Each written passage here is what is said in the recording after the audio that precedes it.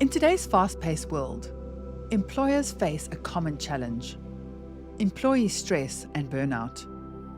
Keeping your team motivated and productive when their stress levels are high is a constant struggle.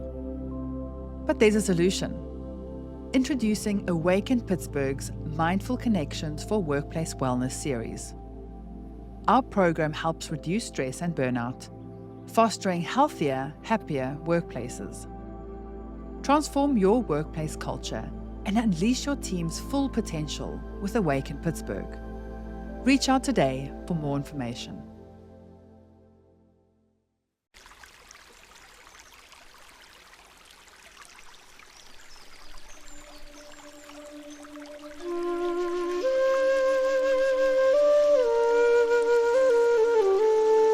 Hello friends, my name is Stephanie Romero and I am the founder and executive director of Awaken Pittsburgh.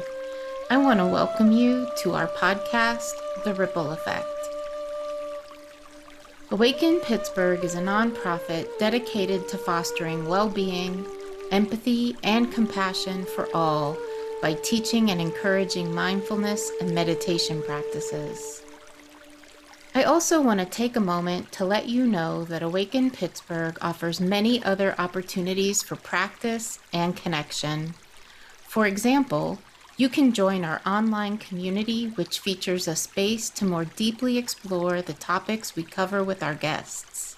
We have weekly posts to spark thought, practice, and reflection. I hope you will come join us to explore, connect with others, and deepen your practice. You can find out more at awakenpittsburgh.org.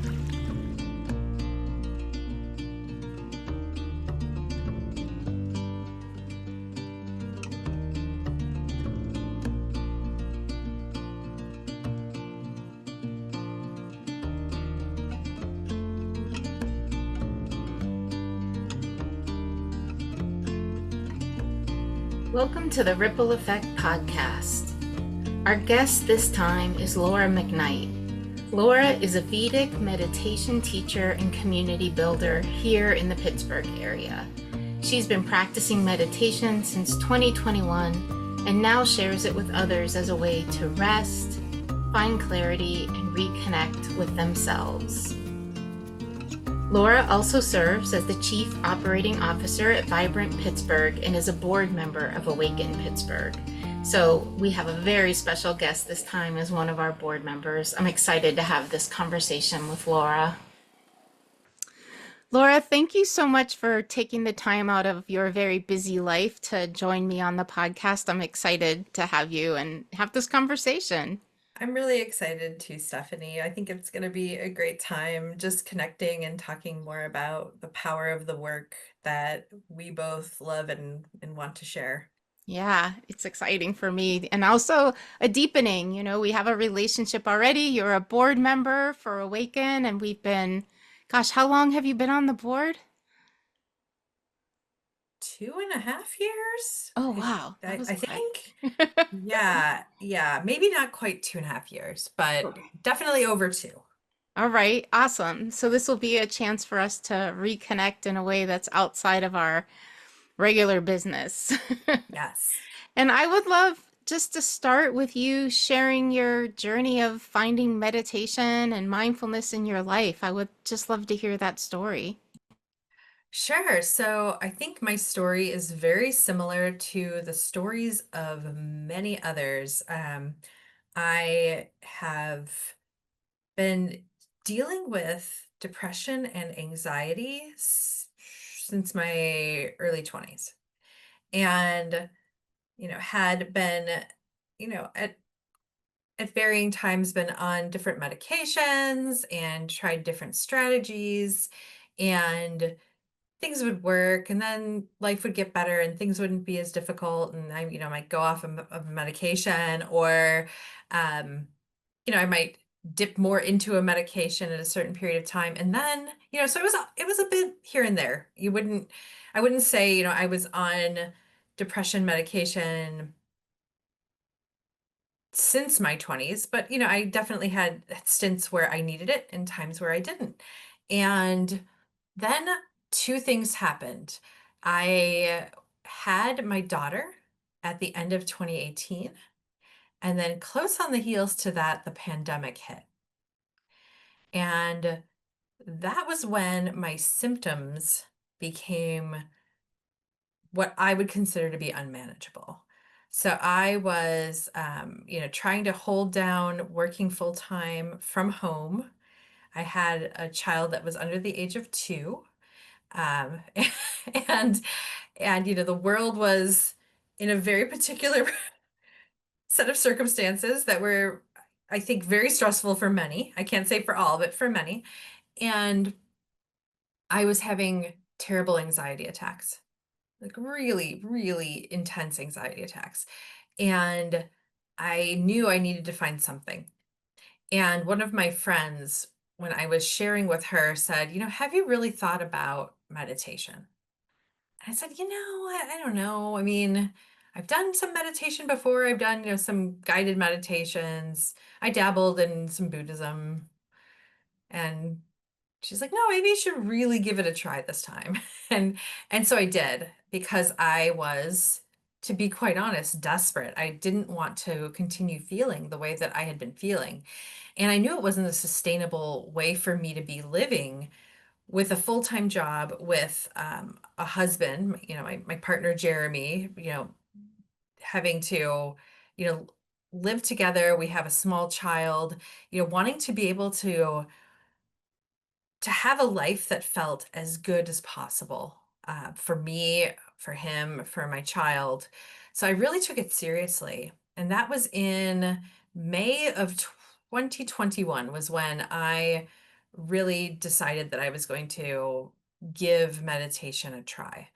And I ended up learning how to do what's called Vedic meditation, which is a mantra-based meditation style. And it made an amazing difference, in everything that I needed, to be different, right? So, and many things that I didn't even realize I did want to be different. I had about, was it quite 6 months? It was maybe 6 months in, when there was a moment where my husband and I really knew that meditation had made a huge difference for me and for our family. I am Slavic by background, and my family is a family of yellers. We're a yelling, emotive people, right? We have, if we're feeling it, it's loud, usually. And my husband was used to that. And we had a situation where our dining room window fell in one day. He was working outside, and I was in the garden, and he was putting our bird feeder back to stick up on the dining room window. And it just crashed in, and there was glass everywhere. And I looked up, and I registered his body language, where he had like tensed up, like he was just waiting for me to be like, what happened? And just like really have a big emotional response. And I didn't even have to think about it. I was like, oh, are you okay? We'll figure this out. It'll be fine. And it was such a different response for me. And he looked at me and he was like, this meditation is really working. And I said, yeah, I know, right? Because I wouldn't have anticipated that would have happened. Um, and so that really set me on a course to find out how I could bring this to other people, how I could invest in this work happening in our community. What would it be like if I was involved in bringing this kind of emotional transformation to other people? And what would it look like for our society if people had these moments where they were able to pause and reflect and have the emotional response that they want to have, instead of the one that might be coming from an overload of stress? I love all of your stories so much, Laura. I mean, so many people come to meditation through mental health struggles, through emotional struggles, through difficulties and challenges in their life, myself included. Mhm. And so really hearing your story, it has touched me deeply because I really feel that so many people struggling and suffering with different conflictive emotions. Like I just really wish, I hope more people hear this story because it's hopeful. It's hopeful and people who don't understand what meditation is actually and how it can support them in their lives, like your Mhm. testimony is so important. And I also love your I'm Slavic and we yell a lot because I'm Southern Italian Yes. in my Well, family and it's the same, you know? and my husband was not used to that. Yeah. He's from a very quiet family. So, just like reading his body language, he would always just be bracing for impact, right? Like what how loud will it be? She's upset. How loud will it be? And so it has made a large difference for him.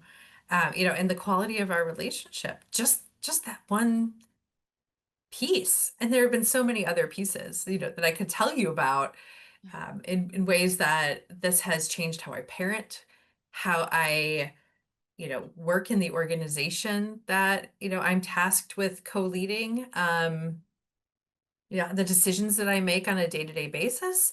And it hasn't been, and I think this has been key for me, it hasn't been an intellectual exercise. I haven't had to sit down and say, I'm going to try to be XYZ.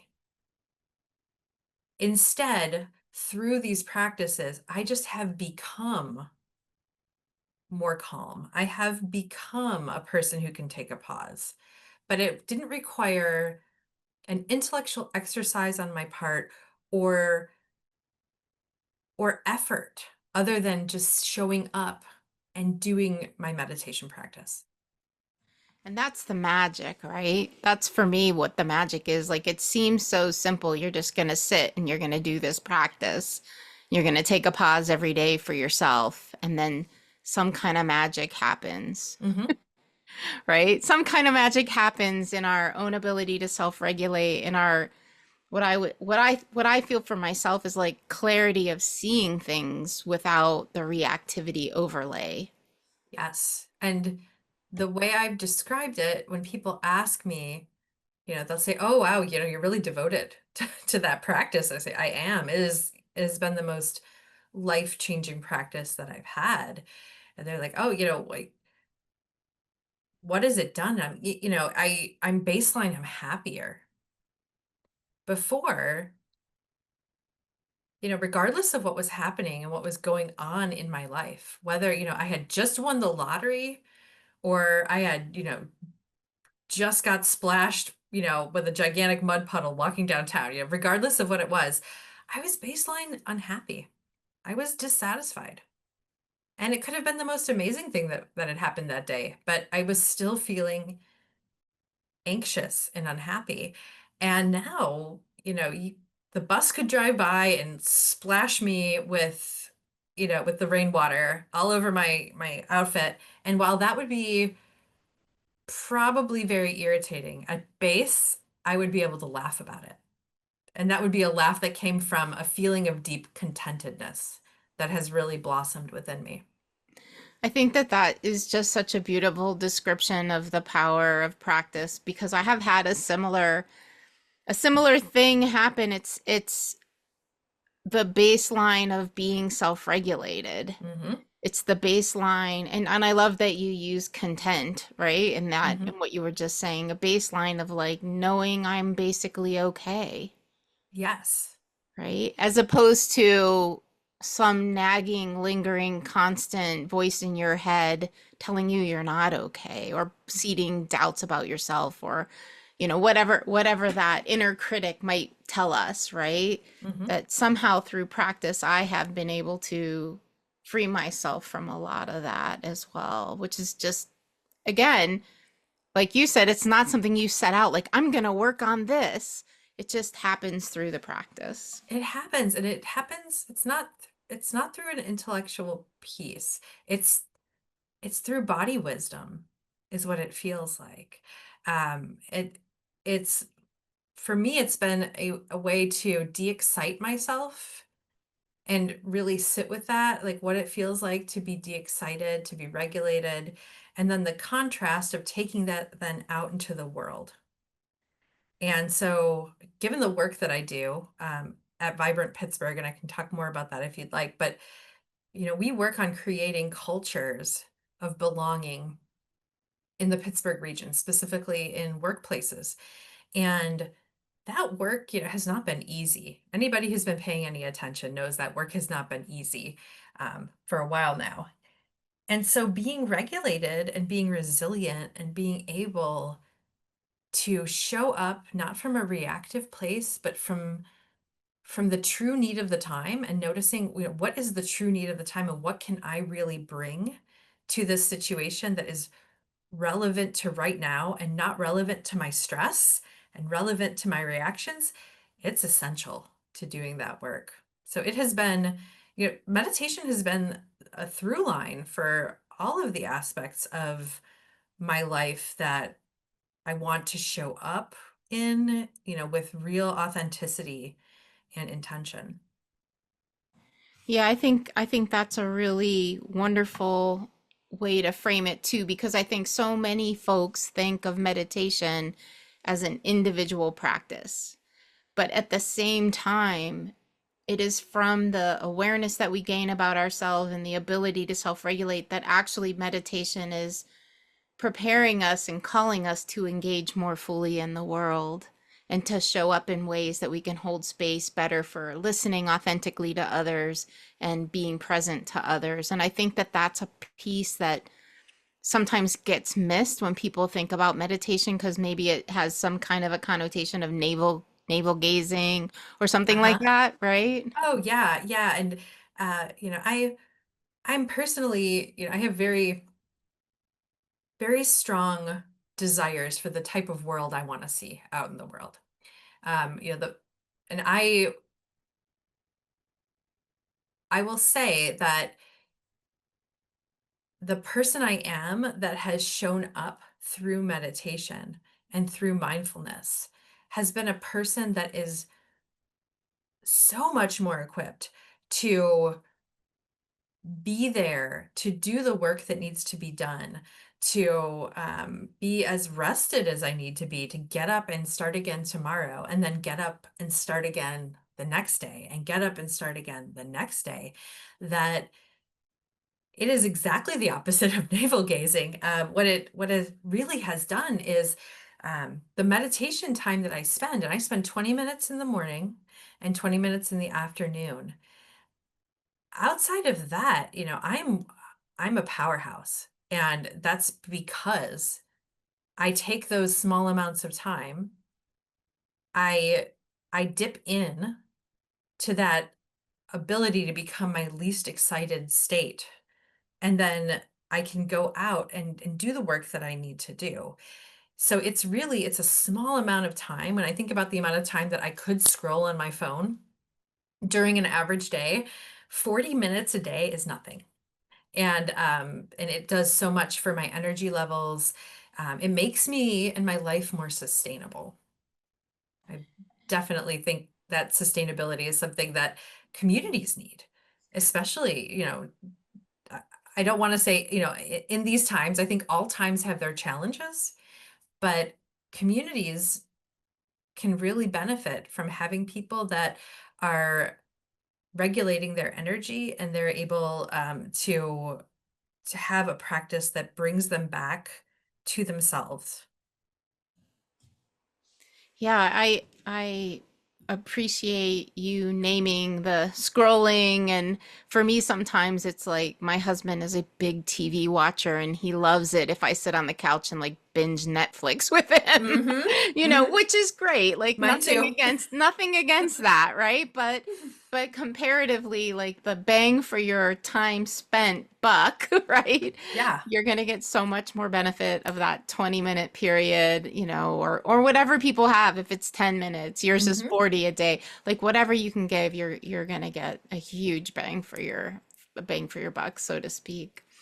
Yeah, I want to just take a little bit of a deeper dive into what Vedic meditation is for folks that may not know what it is, since it's a very specific practice. So I don't know if you could share a little bit about what makes it unique, what are its core principles, anything you would like to help folks understand what it is. Sure. So when we say Vedic meditation, we're talking about meditation that comes from the Indian subcontinent. And so it is a tradition that when the tradition itself talks about itself, it says it's around 5,000 years old. And I can't verify that myself, right? I haven't been around that long, but it's a 5,000-year-old tradition. So very ancient body of wisdom.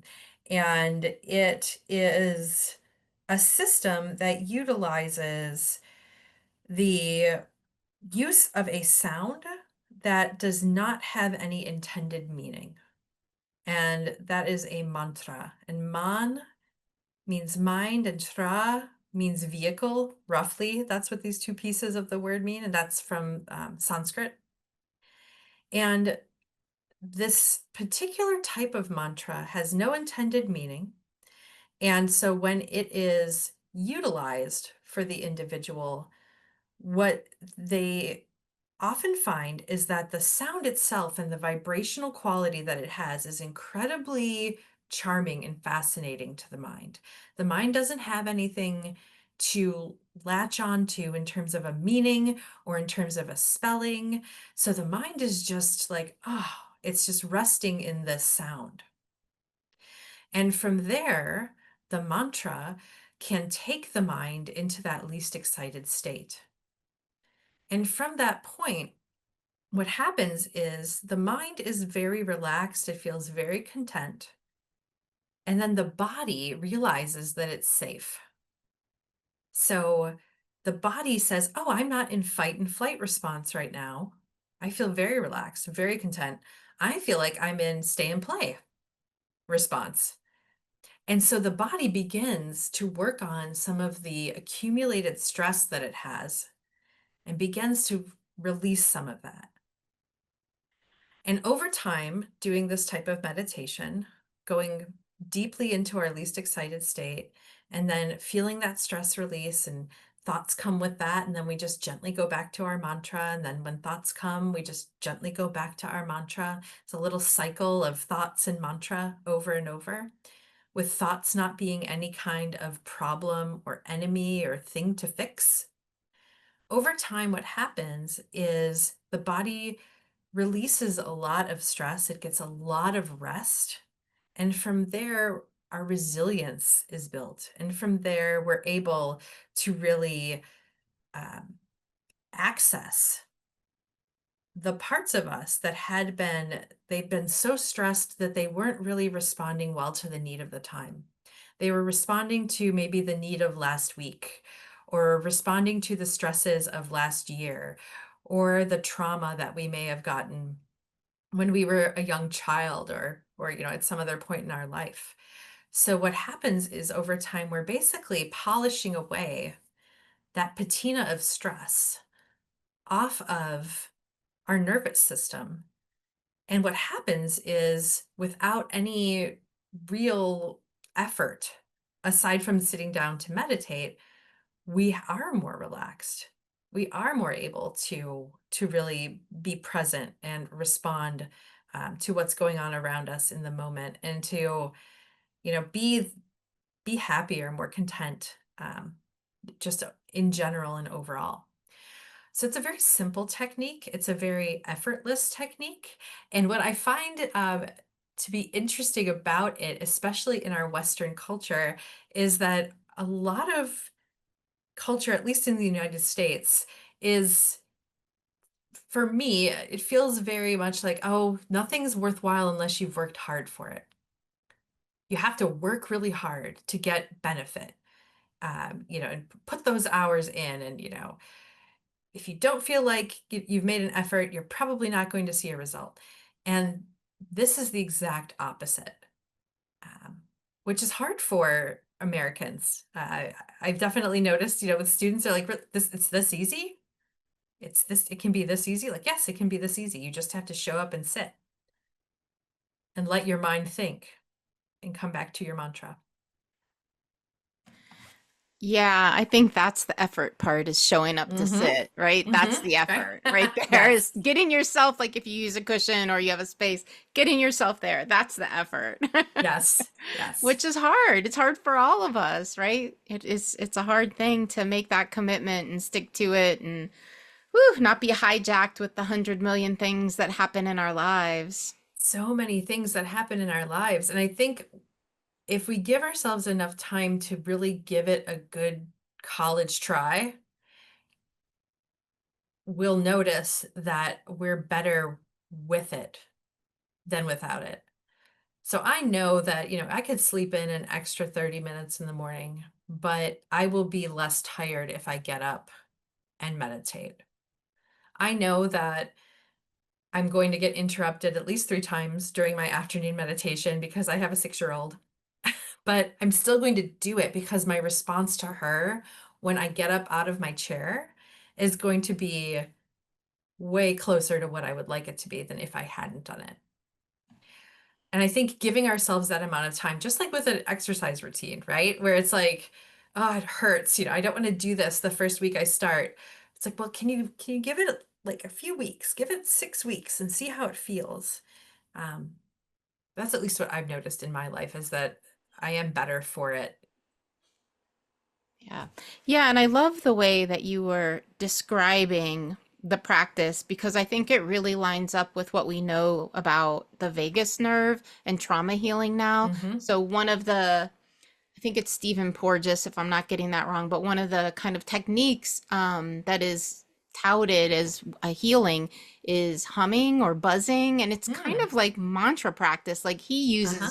he uses voo, voo, voo, like VU, that syllable, Hmm. like people just chanting that, right? Yeah. And that's the same kind of it's got the voo has a real strong vibrational quality, but the idea there is that exactly what you described, like it starts to build that sense of realignment and safety in the nervous system, Yes. right? That creates a space where the traumas that we're holding in the body, which we know we hold in the body, start to get reset some way, Hmm. magical, right? Through these practices. And there's a lot of research that's out there. And I really think that it's true that people who have had trauma, and everyone has had trauma, which Everyone. impacts each of us differently depending on all of our personal circumstances.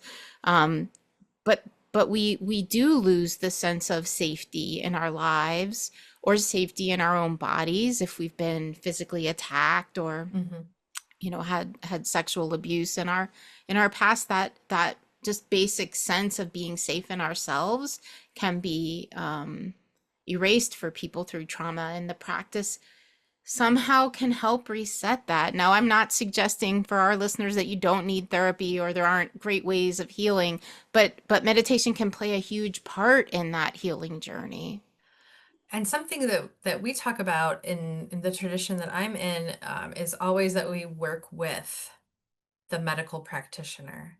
So if someone, tells me that, they're being medicated for something, or that, they're interested in meditation as a way to handle their anxiety or their depression. Now, I have my experience, but what my first response is, talk with your doctor, because what we want to do is we want to build a relationship with your medical team, right? So that there is an understanding that you're working with this particular meditation technique and it complements your healing journey in other ways so well. So there's definitely a way that it can support what a person, is doing in Western medicine in a really beautiful way. Yeah, and I know at Awaken, we often will get people that reach out that have had some kind of medical professional or therapist suggest to them that they should meditate. Hmm. And so having somewhere to come to learn is just so important, so important. Yeah. The other piece that I want to ask you about is I know you recently completed your 3-month training in India, and I would just love to hear, yeah, what a little tiny glimpse because we don't have tons of time, but like Yeah. what made you decide to do that? That's a huge investment of time to just like leave and go somewhere for 3 months. And yeah, like what what's your now that you've had it a few months back, right? hmm What what's the residue? What's left there for you from that experience? It was an amazing experience. So I decided, let me put it this way. I think, I think the universe decided I was going to India, and I just decided to not get in the universe's way. And I will say that because there was, a moment where I began to do, there were many classes I had to take before going to do this teacher training. And I was like, well, I'll just take the classes and that'll be fun. And I can do that. I'm 46 now, and this was when I started the classes, I was 44, and I was like, by the time I'm 50, I will have the classes completed. I'll be able to go to India. My daughter will be 10. It will be a lot easier then. That's my plan. Right? I had this nice little neat plan that I had wrapped up in a bow. And then I ended up getting to take the classes a lot more quickly than I had thought I would be able to. I was like, oh, okay, that's great. And then all of a sudden I started getting just this idea like, you're supposed to be going to India now. And I was like, really? That doesn't really fit with my plan. It doesn't fit with my financial plan. It doesn't fit with my work right now. I have a 6-year-old, like, what's that going to look like? So I said, well, first, what I'll do is I'll just apply. And then I got into the program. I said, okay, I'll shuffle my feet in that direction again. I'll talk to my boss. She said, fine, go. This is great. I'm so excited for you. I was like, oh, wow. Not that I wasn't anticipating that, but it was just a resounding yes. I said, okay. And everything just started falling into place. And something that I have deeply noticed is that if I can keep my nervous system well regulated, I can hear what it is that I need to be doing next. And so I said to my husband, I'm like, I know this is not going to be your favorite thing to hear, but it's time for me to go to India. And he was like, okay. And kudos to him. He was just like, sure, we'll figure it out. So I went, and the reason I went and what really I held on to through the entire experience of, 12 weeks of very intense training was that I wanted to bring this technique to others. And I wanted to be able to not only recommend it, but I wanted to be able to say, and I can do this with you, and I can help you if you also want to try this. And the only way to learn how to teach was to go to India. So I went to India. And I loved it. It pushed me in ways that I was not anticipating. I um I am now a lot more fearless than I was prior to traveling across the world on my own. Going to a country where it's difficult to communicate if all you speak is English. I mean, some people speak English and some don't. And there was a lot of just traveling with individuals that I couldn't communicate with verbally very well, and just a lot of trusting. There was just this magical quality of deciding to say yes to something and to really be present in it and to learn from it and to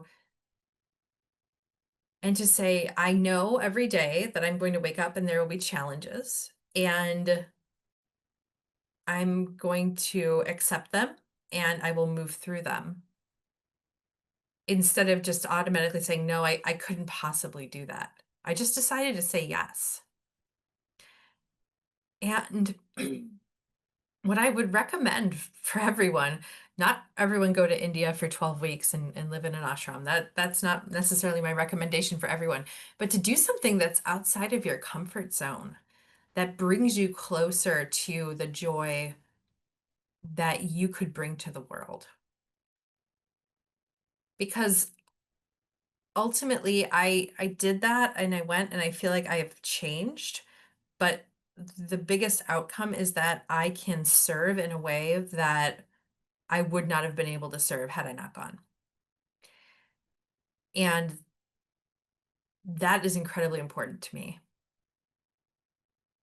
And I'm sure there are many ways that I've changed. I'm no longer very afraid of spiders. I will say that. I now know what to do when you see very large monkeys, don't look them in the eye. There are many things that I learned while in India. Uh, have bug spray, very important. Um, but I learned to trust. I learned to trust myself and trust my gut around what was the next right step. And that's a lesson that I'm going to carry with me for the rest of my life. And if you're ever encountering monkeys again, And if I'm ever encountering monkeys again, you'll know what to do. Actually, I was on your WhatsApp group while you were there, and I was loving all the pictures, and the monkeys in particular were so cool. did I tell you that they'll specifically take like your glasses? No, Have I you didn't heard hear. this? No. They'll take, if you look at them close, like if you make too much eye contact, they feel like that you're trying to like stand up to them. So you're not supposed to do Okay. that. But in the tourist areas, they will try to take your glasses or your phone because they know that you will barter because they're high value items. They know that you'll like give them food or something to get those items back. They're so smart. Oh my gosh, that's crazy. I was so worried about my glasses because I would not be able to get very far without them. So I would have one hand on them as we were walking. It was like, nope, you're not getting them. It's not happening. That's so funny. Yeah, so I wonder, like, now that you've been back for quite a while, has there been a I'm just reflecting on my own experience abroad studying meditation and an immersive experience. I didn't have monkeys, but there were giant scorpions Ooh, where I was, and sometimes in my bed with me. uh-huh. So that was a thing.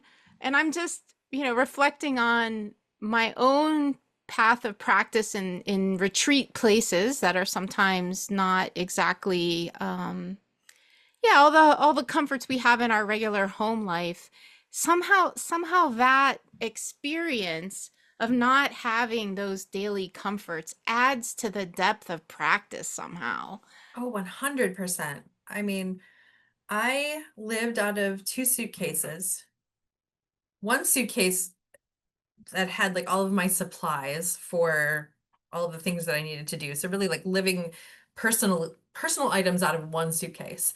And it really helped to clarify what I needed versus what I didn't, what was important, what was not. Um, there was a simplicity to it that, and a simplicity within structure that happened there, right? So that every minute was structured. I knew exactly what I was going to be doing, at all points of the day. And that gave me a freedom to really just dive very deeply into the practice because I wasn't worried about, my meals were being made for me. I wasn't worried about that. Um, I didn't have a lot of items to deal with. I mean, I'm even more minimalist now than I was before, uh, because I just became very aware of how little I did need. There were things that I wanted, but how little I needed. Yeah.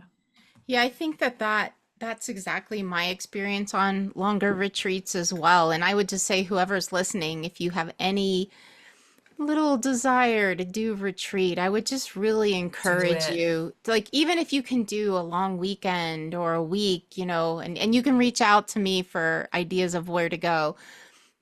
But you're in this container where, like you said, your meals are being prepared. There's a structure around what you need to do with your time. So only job that you have is to show up to practice and be with yourself, your mind, your body, right? And hear the teachings and chew them on and let them Hmm. go through your body, your mind, your soul.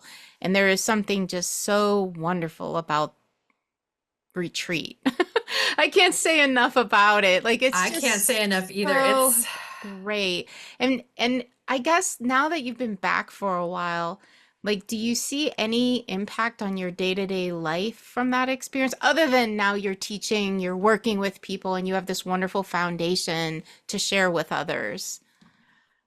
I'll say very chill.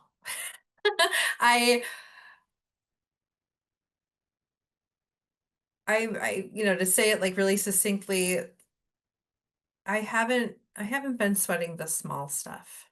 And a lot of it has become smaller stuff. I'm in a work position where a lot of the changes that have happened over 2025 and the socio-political climate have been really intense for the work that I'm doing. And I am able to bring a clear or clearer head to that. I'm able to, and I think specifically because of taking the time and going to India when I did, I was able to come back, and it was at the end of April, and re-immerse myself into, the United States cultural milieu and have a position that was slightly apart from it. I had not been marinating uh, in the culture here. I was gone from January all the way until April. So I had a bit of a break, and that gave me some perspective that I really needed to have. And it gave me perspective on specifically what we can do for each other to help regulate one another, to be in community together, to provide those opportunities where, maybe you don't have the time right now to have a meditation practice that's regular. But perhaps what you can do is find a friend, right? That you can have a conversation with that will help you regulate. Um, and how do we build those communities where people can feel safe enough to say, I know I need this and I don't know how to build it in. I know that right now the world is overwhelming and I need some help. And when I think of Awaken Pittsburgh, what I think of is, a place where a person can go and say, I need to connect to get these tools and these resources, and they would be met with not only assistance, but like true support and community guidance. Yeah, I love that so much. The co-regulation piece is so important. And often we work with parents or helping professionals or educators, first responders, people who are showing up to serve others. And so many times, in that role, the outcome we will have with the people we're working with will depend on our own self-regulation to help them regulate. Hmm. And, it's just, it can't be overstated that if I am dysregulated, if I am reactive and I'm showing up in a helping role, it is not going to help. Exactly. Or a teaching role, I'm going to put people's guard up and they're not going to be able to receive what I want to offer. And so I really appreciate that you name that because, we are living in a society and a time of heightened emotion right now. Yes. Yes. It's the backdrop is a lot more intense. Yeah, there's a lot of stress, there's a lot of uncertainty, there's just so much going on across the globe politically, socially, all of the things. Yeah, that really working on our own self-regulation becomes like an essential ingredient to being, I want to say successful, but it's not even successful, just like functioning, Well, I mean, so a common saying that we use in the Vedic community is if you want a green forest, you need green trees. And it's each of our responsibility to make sure our own tree is green. We can't walk around as, a fried out brown tree in the forest and be like, why is this forest not green? And so whenever I get to a point where I'm wondering, oh, do I have the time for this practice? Do I really need it? Do I really need to do 40 minutes a day? I think, yes, I do. I need to water my own tree. That's a beautiful metaphor. I really like that. I hadn't heard that before. Yeah, that's really, really good. And that kind of underscores how, we're just all so interconnected that caring for ourselves is caring for the community. It is. Which leads me to something that I saw on your website where you frame rest as a form of resistance. Oh, And yes. I would love for you to just speak to that, elaborate that idea, because is it Adrienne Marie Brown that also has something like Mm-hmm. that too? Yeah, so it's just something really wonderful that I would love to talk about. Sure, sure. So something I want to see shift in our culture is this idea that our worth is tied to our productivity, that the only way that you get to deserve rest is after you've worked hard, that you have to provide something in order to have worth. And for me, well, first, meditation has dismantled that for me. And so I strongly believe that our worth is about our being. It's about the presence that we bring, to every day. It's about the peace that is deeply within us, that is perhaps covered over by other things, but I believe there's deep peace within each of us. And so remembering my wholeness is something that I can do when I rest. And I don't know that I believe that our culture is set up for us to claim that easily.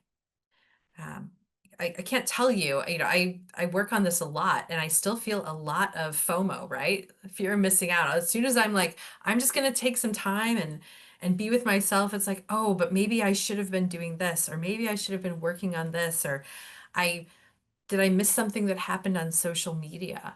And it's a real force in people's lives, this thought that if you take a minute and take a beat for yourself, that you're going to fall behind.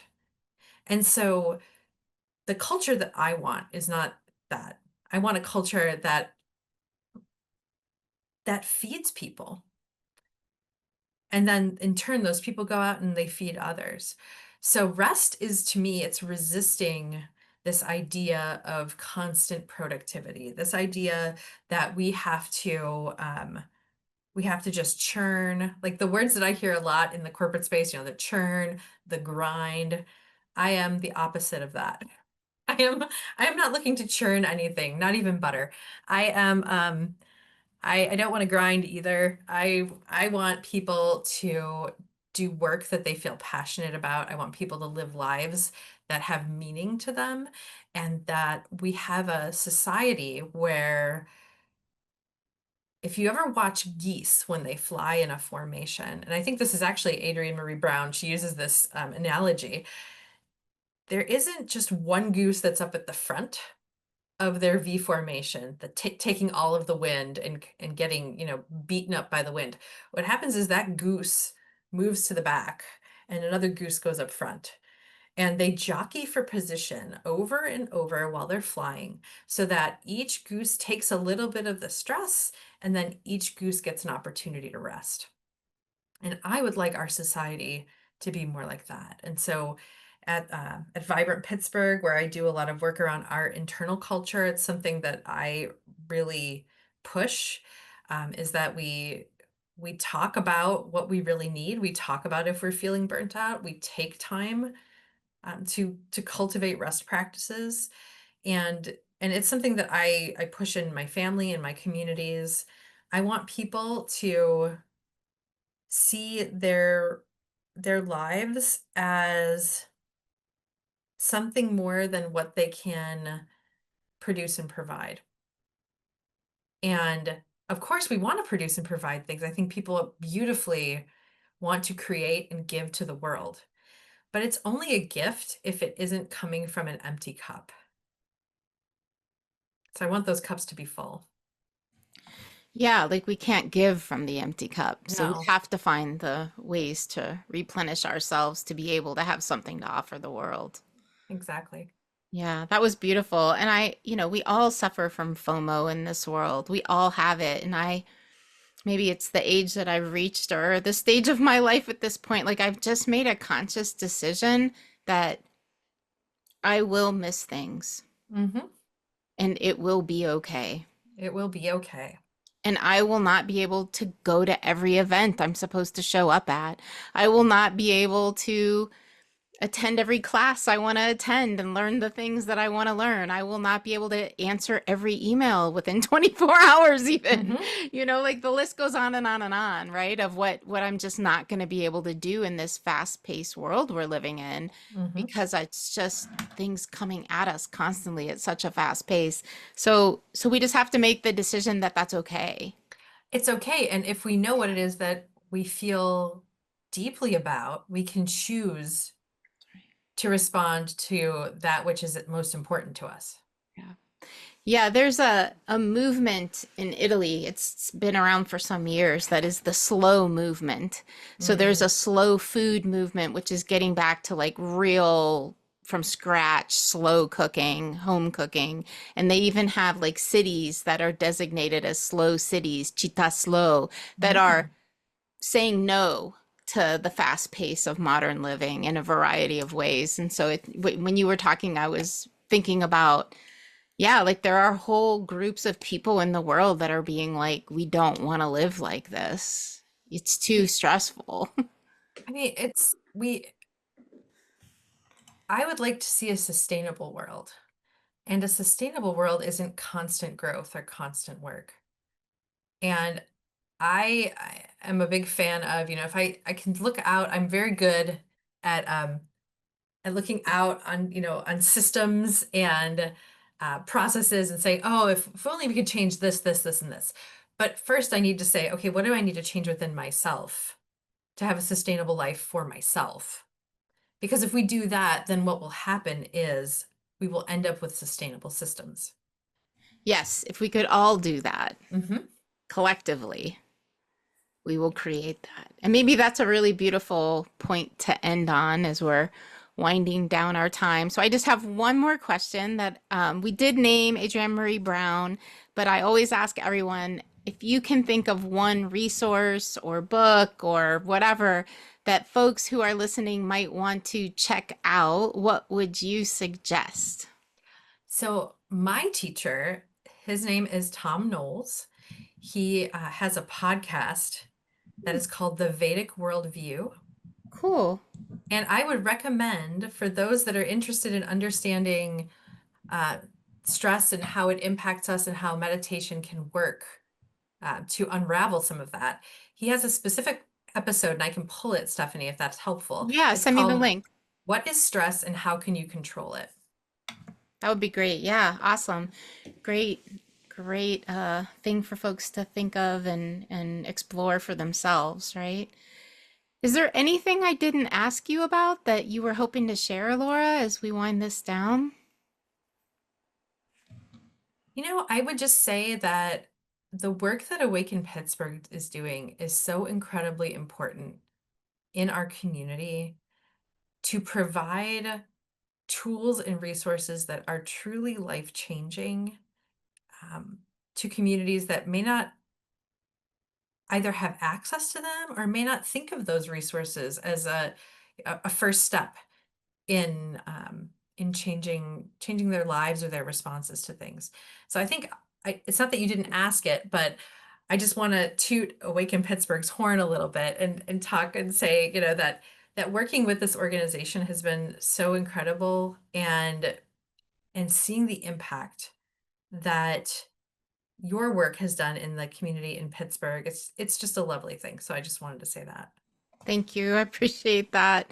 Yeah, I think we're both coming at the same thing in our own ways. So appreciate your support for me over these years and the work that we're trying to do. But I think it is about being in community and supporting one another. And so much appreciation to you for all the work you're doing to that end. And Yeah, it was great to have this conversation, so I appreciate it.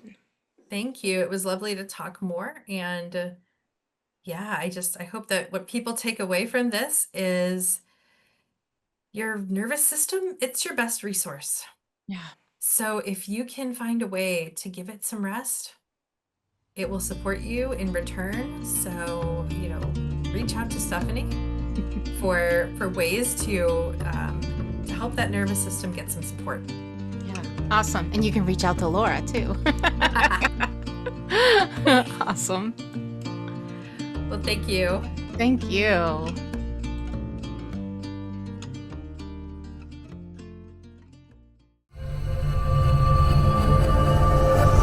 Say Something Studios.